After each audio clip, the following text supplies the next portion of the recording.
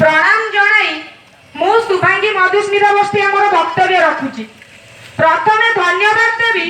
ओडिशा साहित्य एकाडेमी को ताको मनरे जो अफसोस थिला से जो पदक लेखिथिले मु गाइली लेखि गली जेते कविता एणे तेणे पढिची गोबरा साउंडे राइजे मुकु ताके चिनुची सेही अफसोस को आज ओडिशा साहित्य एकाडेमी पूर्ण करिवा पई चेष्टित अछि। ताकर प्रतिटी ग्रंथावलीर प्रतिटी पद को आज एकाठी करिवार चेष्टित अछि। कृतज्ञता ज्ञापन करिवि श्री अरविंद राय महोदय को अरविंद दादा को से मध्य ताको दायाद हिसाब रे सेतिकी चेष्टित अछंती सही कार्य पई। सम्मानीय अन्य सभापति महोदय एवं पूज्य गुरुजन मंचस्थ गुरुजन माननकु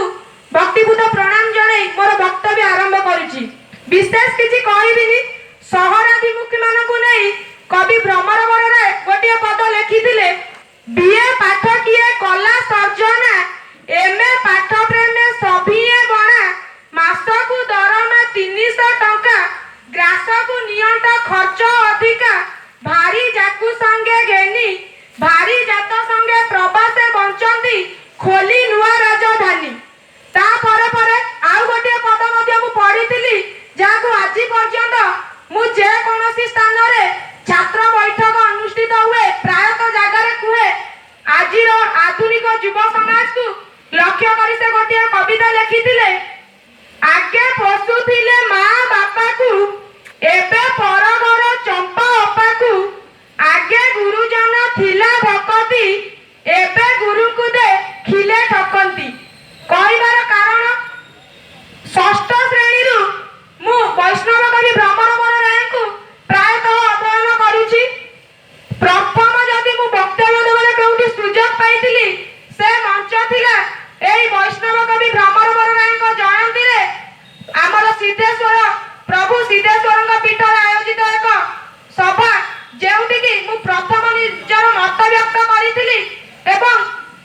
वैष्णव कवि भ्रमर राय जीवनी संपर्क रे सम्यक धारणा देइतिली। गर्व अनुभव करे 22 मौजार गर्व एवं जगतसिंहपुर जिलार गौरव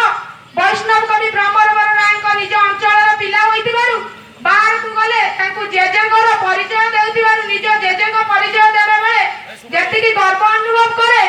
आज कंटापड़ाठार आयोजित एही सभा रे मते कहिबार सुयोग मिलितिबारु मु निजको धन्य मने करिबा सहित कंटापड़ार जे गुरुजन माने एही दायित्व रे रहिसंती सेमानक निकटरे पारडिया पंचायत तरफरु 22 मौजा तरफरु कृतज्ञता ज्ञापन करूची। 22 मौजा वासी निकट